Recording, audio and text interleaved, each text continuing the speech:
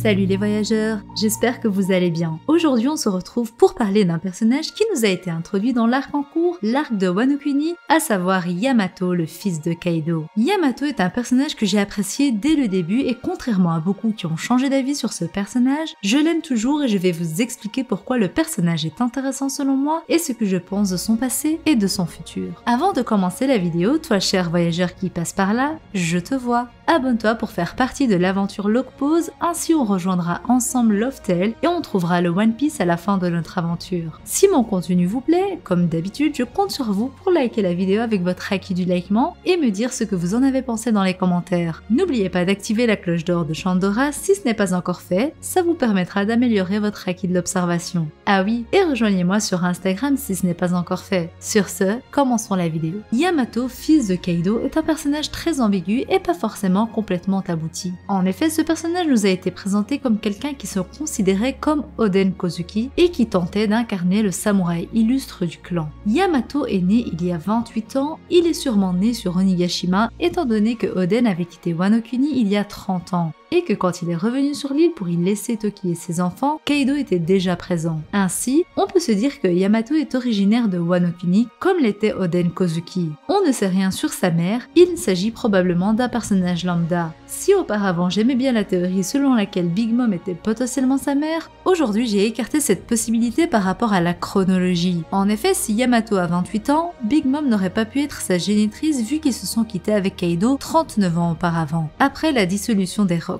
Certes, il reste la possibilité que Big Mom ait été le voir à Onigashima, mais c'est une possibilité avec très peu de chances de se produire. Pour revenir à Yamato, celui-ci a toujours été un grand fan d'Oden Kozuki et a même été dire à son père qu'il voulait devenir Oden. Non pas qu'il voulait devenir comme Oden, mais qu'il voulait incarner le personnage d'Oden, bien entendu Kaido l'a envoyé valser. Par la suite, Yamato a assisté à l'exécution d'Oden et n'a pas pu retenir ses larmes. Ce dernier étant son modèle, son idole, il a donc décidé de devenir Oden Kozuki et d'accomplir ce que Oden voulait accomplir il y a 20 ans, ouvrir les frontières de Wano Kuni. Il a depuis eu une rancœur envers son père qui n'est pas prête d'être effacée. Cette rancœur s'est encore plus renforcée quand à l'âge de ses 8 ans, Yamato s'est vu mettre des menottes explosives par son propre père pour qu'il ne puisse pas quitter Onigashima. Ultérieurement, il retrouve même le journal de bord d'Oden, dans lequel était racontée toute son aventure à travers le monde. Bien entendu, selon moi, Oden n'a clairement pas inscrit dans ce journal ce qu'était le One Piece ou quel était le moyen de se rendre à Loftel. Après tout, si le journal contenait un secret aussi important, il l'aurait caché ou du moins l'aurait donné à Toki ou à son fils Momonosuke pour en prendre soin. Il savait très bien que Kaido qui régnait sur Wano Kuni avec Orochi avait pour but de devenir le seigneur des pirates également. Donc je ne pense pas qu'il ait été aussi maladroit et qu'il ait pu laisser un journal d'une telle importance sans protection.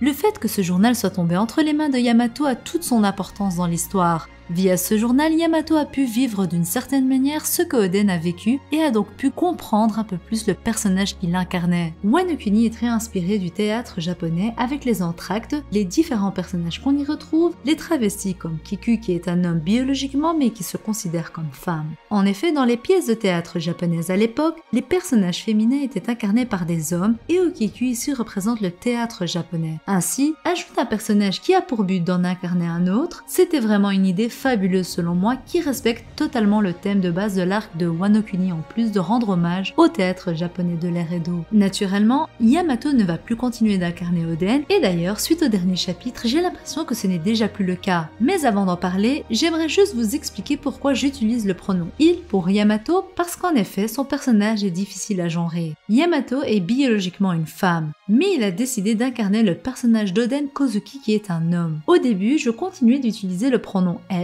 parce que ce personnage ne souhaite pas être comme tout homme, mais comme un seul homme. Donc est-ce que Yamato se considère comme un homme réellement ou non? C'était une question à laquelle on n'avait pas de réponse. Et ce, jusqu'à ce que Luffy le surnomme Yamao, utilisant donc un suffixe masculin pour le définir. Ainsi par le surnom que Luffy lui a donné, on peut comprendre qu'Oda voulait nous amener à parler de ce dernier au masculin et non au féminin. Évidemment, est-ce que Yamato continuera de se considérer comme un homme après la fin de la guerre et le vœu d'Oden Kozuki réalisé? c'est une autre question et on en reparlera au moment venu. Quelques années après, Yamato a rencontré Ace. Une rencontre assez intéressante sachant qu'elle s'est produite il y a 3 ans, soit un an avant la mort de Ace. En effet, quand Ace est venu à Wano Kuni, Otama avait 5 ans et aujourd'hui elle en a 8. On peut donc confirmer que son périple à Wano Kuni n'était pas si lointain que cela. Yamato voulait rejoindre l'équipage de Ace qui était l'équipage des Spade à ce moment-là, comme Otama le souhaitait, mais malheureusement il ne put quitter le pays à cause de ses menottes explosifs. C'est pour cette raison qu'il pensait que Luffy l'accepterait au sein de son équipage, mais on y reviendra plus tard. Yamato dit clairement à Luffy qu'il ne pouvait pas quitter l'île à cause de ses menottes, mais parle-t-il de ne pas pouvoir quitter Onigashima ou de ne pas pouvoir quitter Wano Kuni?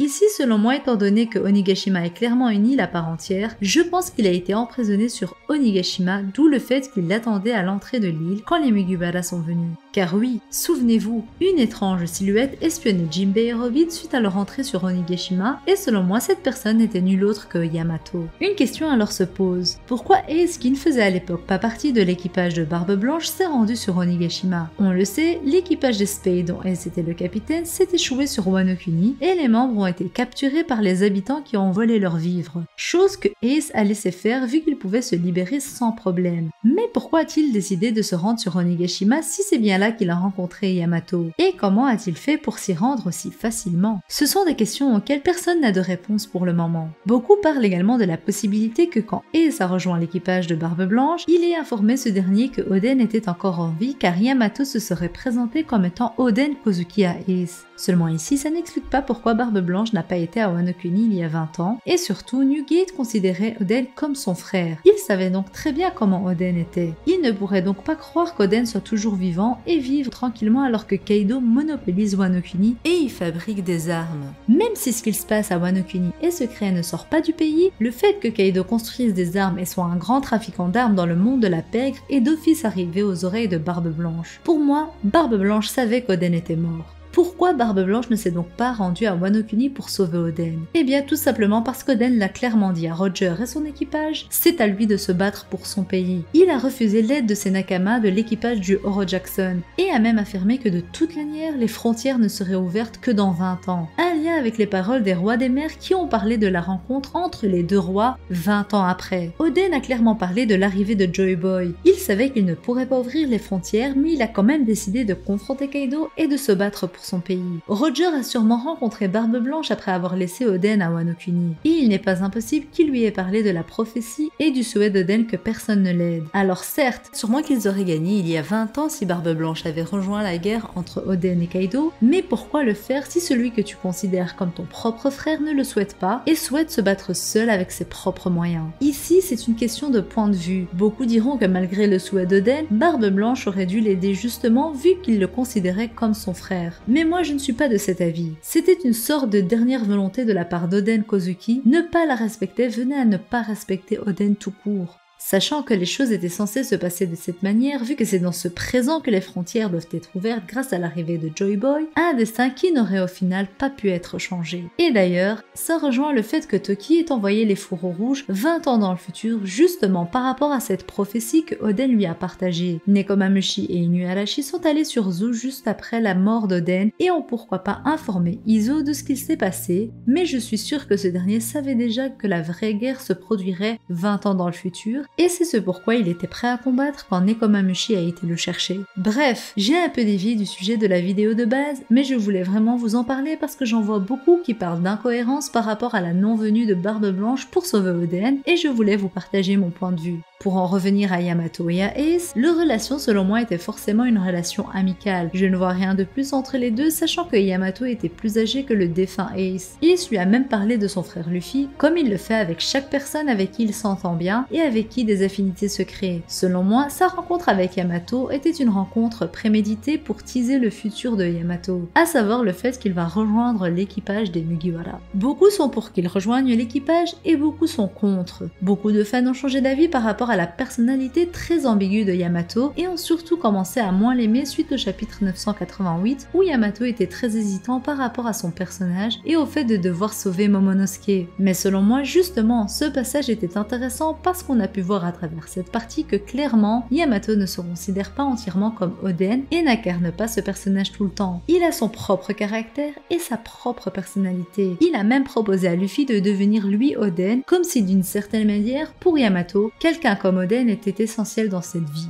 En même temps, Oden était son modèle, son idole. Yamato l'a même qualifié de samouraï illustre. Et Kaido a récemment dit dans le chapitre 993 qu'aucun samouraï aussi monstrueux qu'Oden ne verra le jour. On ressent clairement de la part du père et du fils une admiration pour Oden. Au final, tout le monde admirait Oden, ennemi comme allié. Il était tellement illustre qu'on ne pouvait que le respecter. Et pour Yamato, il faut avoir quelqu'un comme lui pour pouvoir d'une certaine manière apporter une sérénité et un leader à suivre. Et Yamato voulait être Oden, être ce leader, être cette personne qui allait accomplir les souhaits d'Oden. Mais d'un autre côté, Yamato n'incarnait pas Oden à 100% parce qu'il savait que ce dernier était unique. Dans le dernier chapitre, le 993, j'ai l'impression clairement que Yamato s'est détaché de ce personnage comme je vous l'ai dit dans la review. En effet, en protégeant Momonosuke et Shinobu, il dit clairement à Sasaki qu'il ne gêne pas et qu'il est là pour se battre pour le clan Kozuki. Et selon moi, la manière dont il le dit est celle de quelqu'un complètement extérieur au clan Kozuki. Sinon, s'il incarnait toujours Oden, il l'aurait dit autrement comme par exemple « Je suis là pour me battre pour mon clan ». De cette manière, Yamato va complètement se détacher du personnage d'Oden au même moment où Kaido s'en détache aussi. Car c'est dans ce même chapitre que Kaido comprend que personne ne pourra rivaliser avec Oden et que ce dernier qui est mort il y a bien longtemps ne le met plus en danger. Ainsi, Kaido comme Yamato se sont libérés de l'ombre d'Oden et de tout ce qu'il représentait et vont dorénavant avancer sans lui donner trop d'importance. Bien entendu, le fait qu'Oden ne soit plus de ce monde ne signifie pas que plus personne d'aussi illustre n'existe. Bien sûr que quelqu'un d'aussi mémorable existe, et cette personne n'est nul autre que Monkey D. Luffy, qui va à la fois battre Kaido et lui rappeler qu'Oden était un homme illustre, mais qu'il y en a un nouveau dans cette époque. Il va de soi que ça va se répercuter sur Yamato, qui admirera Luffy de la même manière qu'il a admiré Oden à l'époque. Quant au futur de Yamato, il est clair que pour moi j'ai envie qu'il rejoigne l'équipage. Premièrement, il a la force nécessaire pour augmenter la puissance de l'équipage, étant donné qu'ils vont affronter encore de puissants ennemis dans le futur. Deuxièmement, il a voulu rejoindre Ace il y a 3 ans, mais n'a pas pu car ses menottes l'empêchaient de quitter Onigashima. Luffy est celui qui l'a aidé à se débarrasser de ses menottes alors qu'elles ne gênaient pas en soi Yamato pour le combat. Certes, Kaido aurait pu décider de les faire exploser en voyant Yamato dans le camp adverse, mais selon moi le fait que Luffy ait décidé de lui les enlever a toute son importance. Surtout quand Luffy lui-même ne croyait pas que Kaido pourrait réellement faire du mal à son propre enfant. Troisièmement, Yamato a toujours voulu quitter le pays et découvrir le monde de la même manière qu'Oden l'a fait. À travers le journal, il a pu vivre les aventures d'Oden, mais il va de soi que les lire et les vivre pleinement est très différent. Ainsi, son envie de découvrir le monde est sûrement très présente et Yamato pourrait avoir le rôle de l'écrivain du navire. En effet, beaucoup parlent du fait qu'on ne sait pas quel rôle il pourrait avoir dans l'équipage, mais tout le monde en a un. Mais clairement, il y a beaucoup de rôles qu'Oda pourrait décider d'intégrer dans l'équipage et celui d'écrivain ne serait pas inintéressant. Yamato pourrait de la même manière qu'Oden écrire les aventures qu'il vit aux côtés des Mugiwara. Surtout qu'il manque un dernier membre pour compléter l'équipage des Mugiwara, étant donné que Luffy a clairement dit vouloir 10 membres. Brook était le 8e membre, Jinbei le 9e,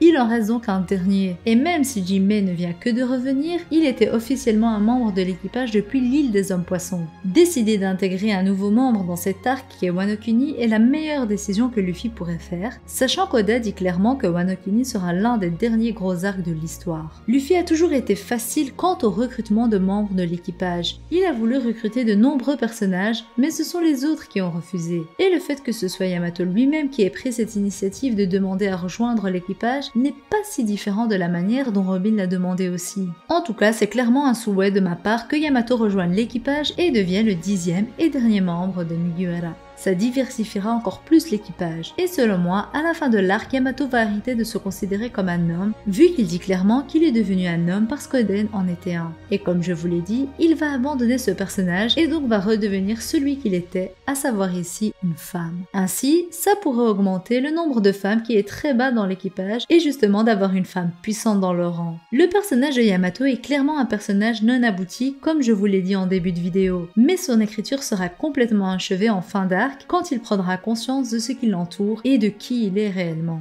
C'est sur ces mots que s'achève cette vidéo qui j'espère vous aura plu. Vidéo un peu plus longue que d'habitude mais j'avais tant de choses à vous partager sur Yamato que j'aime tout particulièrement. Si la vidéo vous a plu, je compte sur vous pour la liker, commenter et la partager avec vos nakamas. Direction les 30K, ça me ferait extrêmement plaisir. N'oublie pas, active la cloche d'or de Chandora pour ne rien rater. Sur ce, je vous dis à la prochaine et d'ici là, portez-vous bien. Bye!